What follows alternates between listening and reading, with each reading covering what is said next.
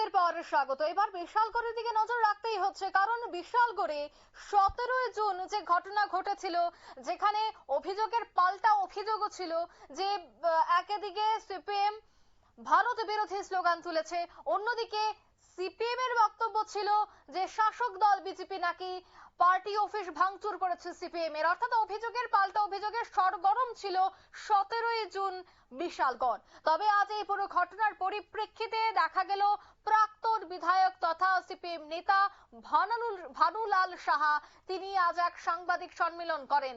আর সেই সাংবাদিক সম্মেলন থেকে 17 তারিখের সেই ঘটনা সম্পর্কে তিনি বিস্তারিত আলোচনা করেন এবং এই উত্তেজনাকর পরিস্থিতির জন্য সরাসরি অভিযোগের আঙুল তুলেন বিজেপির দিকে। তিনি অভিযোগ করেন যে বিশালগড়ের মন্ডলের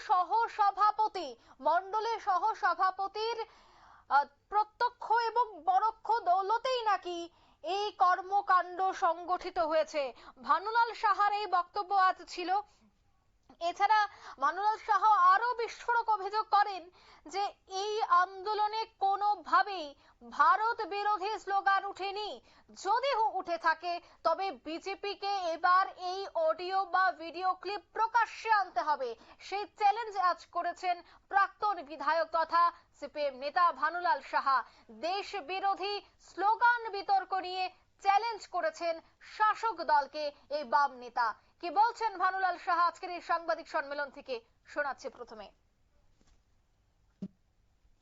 অবনতি কাকে বলে তার একটা জ্বলন্ত উদাহরণ ছিল ওই দিনের ঘটনা।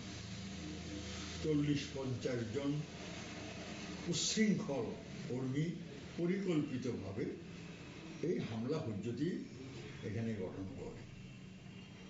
বেলা 2টার সময় মন্ডল অফিসের থেকে 10-15টি বাইক 3টি গাড়িতে করে প্রকাশ্য দিবালোকে লাঠি, রড ইত্যাদি অস্ত্র মন্ডল অফিস থেকেই সংগ্রহ করে তারা এখানে এসেছিল আমাদের এই প্রোগ্রামকে বাতিল করতে। যদিও গোটা রাজ্যে এই প্রোগ্রাম আমরা করেছি, অন্য কোনো জায়গায় কিন্তু এই প্রশ্ন আসে না। এখানে তারা একটা অপবাদ তুলল, পাকিস্তান জিন্দাবাদ আমরা স্লোগান দিয়েছি। এদের যে বক্তব্য শুনলাম, কি যেন তার নাম, শঙ্কর সাহা, সাধারণ সম্পাদক মন্ডল কমিটি বিজেপি, সে বক্তৃতা করে বোঝালো যে আমরা কি দোষ করেছি যার জন্য তারা এখানে বিক্ষোভ দেখাতে এসে। আর বিক্ষোভ দেখাতে হলে আমার পার্টি অফিসের সামনে বিক্ষোভ হবে কেন? বিক্ষোভ দেখাতে হলে অন্য কোনো জায়গায় দাঁড়িয়ে বিক্ষোভ দেখানোর কথা। অর্থাৎ হামলা হুজ্জতি করার পরেই তারা ভদ্রলোক সেজে গেল। আমি দেখলাম বটবৃক্ষ জিতেন সাহা মন্ডলের সহসভাপতি সেখানে উপস্থিত ছিলেন। তাইলে এই সমস্ত দুর্ঘটনা মন্ডলের সভাপতির পরোক্ষ বা প্রত্যক্ষ মদতে হয়েছে। আর লাঠিসুটা বের করে দিয়েছে সেখানকার মন্ডলের সভাপতি তপন দাস, এমএলএ সাহেব তখন বিশ্রাম করছিলেন মন্ডল অফিসে। কারণ ওইখানকার লোক আমাকে ফোন করে জানিয়েছে একই কাণ্ড দিন দুপুরে একটা পার্টি অফিস থেকে এরকম ভাবে প্রশাসনে গেল। এটা যাওয়ার পরে যেটা হলো, এখানে ঘটনা শেষ করেই সবাই মন্ডল অফিসে ফিরে গেল। যাওয়ার পর সেখানে পরিকল্পনা হলো মোশাররফ হোসেনের বাড়িতে হামলা হবে। তাইলে আমাদের এখানে ডাকাত আছে, বাইপাসে ডাকাতি করে এই সমস্ত করে। আপনারা জানেন মুরাবাড়িকে কেন্দ্র করে একটা গ্রুপ আছে, এরা এগুলো করে। এই বাহিনী সেখানে গেল, মোশাররফ হোসেনের বাড়ির এই যে করুমোড়া। আপনারা শুনলেন ভানুলাল সাহার বক্তব্য। তিনি একেবারে কোট আনকোট যে বক্তব্য রাখলেন তা হচ্ছে, একদিকে এই পুরো ঘটনার সময় মন্ডলের সহসভাপতি ছিল, অন্যদিকে বিশালগড়ের বিধায়ক মন্ডলে বসে বিশ্রাম নিচ্ছিলেন এবং তাদের প্রত্যক্ষ এবং পরোক্ষ মদতেই এই গোটা হামলা চলেছে বলে কিন্তু অভিযোগ করলেন প্রাক্তন বিধায়ক তথা সিপিএম নেতা ভানুলাল সাহা। আর সেই বিষয়ে আমি বিস্তারিত জানবো। এই মুহূর্তে টেলিফোন লাইনে যুক্ত হয়ে গেছে বিশালগড় বিজেপি মণ্ডলের সভাপতি তপন দাস। প্রথমে আপনাকে নিউজ ভ্যানগার্ডের পর্দায় স্বাগত জানাচ্ছি। নমস্কার। আজ প্রাক্তন বিধায়ক তথা সিপিএম নেতা ভানুলাল সাহা যে অভিযোগটা করলেন যে 18 তারিখ যে ঘটনাটি ঘটেছিল সেই ঘটনাটিতে প্রত্যক্ষ এবং পরোক্ষভাবে মদত জুগিয়েছেন আপনারাই, অভিযোগের তীর আপনাদের দিকে রয়েছে, কি বলবেন বিষয়টা নিয়ে? আসলে কি বলবো, ভানুলাল সাহা যে কথাগুলি বলছেন উনি তো শারীরিক এবং মানসিক উভয় দিক দিয়ে উনি অসুস্থ। উনি কি বলছেন উনি জানেন না, আবুল তাবুল কি বলছেন।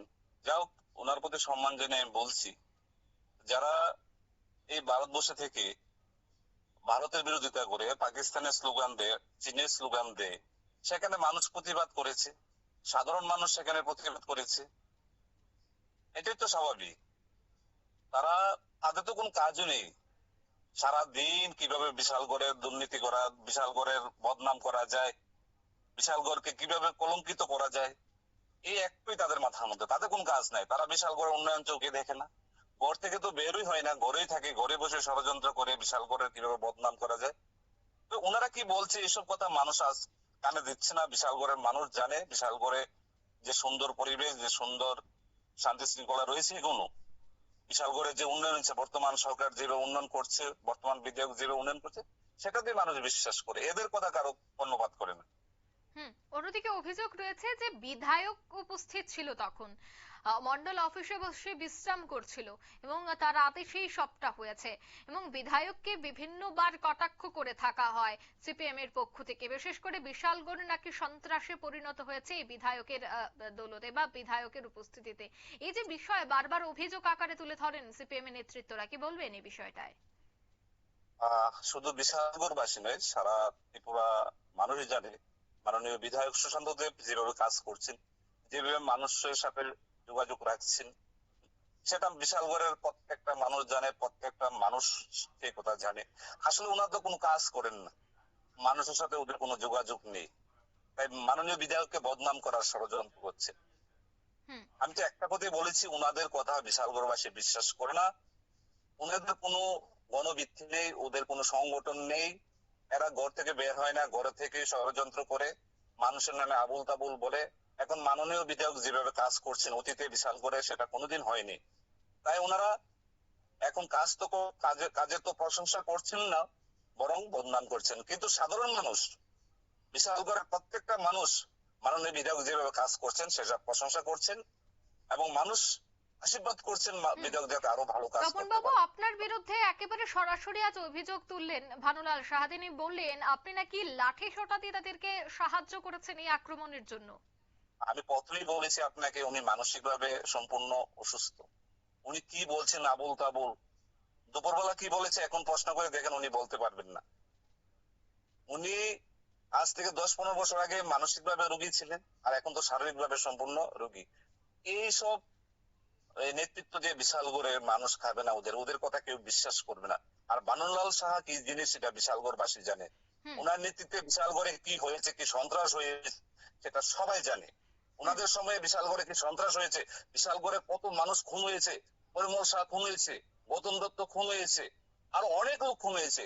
তাই ওদের মুখ থেকে এসব কথা মানান না। আরো একটা বিষয়, 18 তারিখের যে ঘটনাটি ঘটেছিল সেই ঘটনায় মূলত অভিযোগটা, দুঃখিত, 17 তারিখ যে ঘটনাটা ঘটেছিল সে জায়গায় অভিযোগ ছিল যে সিপিএম ভারত বিরোধী স্লোগান তুলেছে। কিন্তু আজ যখন সাংবাদিক সম্মেলন করা হয় তখন ভানুলাল সাহা তিনি রীতিমতো চ্যালেঞ্জ করলেন যে কোন ধরনের অডিও এবং ভিডিও যদি থাকে তা যেন অবশ্যই প্রকাশ করেন। এই স্লোগান বিতর্ক নিয়ে চ্যালেঞ্জ তিনি করেছেন, কি বলবেন এই বিষয়টায়? আমি এখনো বলছি, ভারত বিরোধী কোনো কথা শুনলে, ভারত বিরোধী স্লোগান দিলে বিশালগড়ের মানুষ এর প্রতিবাদ করবে। যেখানেই বিশালগড়ে এরা ভারত বিরোধী স্লোগান দেবে, ভারতের বিরুদ্ধে কথা বলবে, সেখানে প্রতিবাদ হবে। ধন্যবাদ আপনাকে।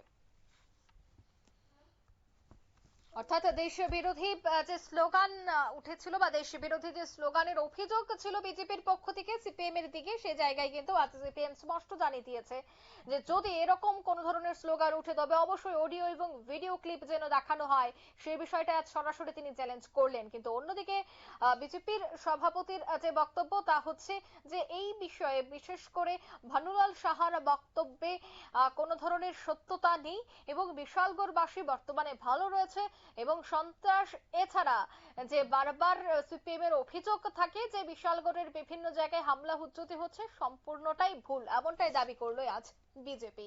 নিয়ে নিচ্ছে ছোট্ট একটি বিজ্ঞাপন বিরতি, সঙ্গে থাকুন।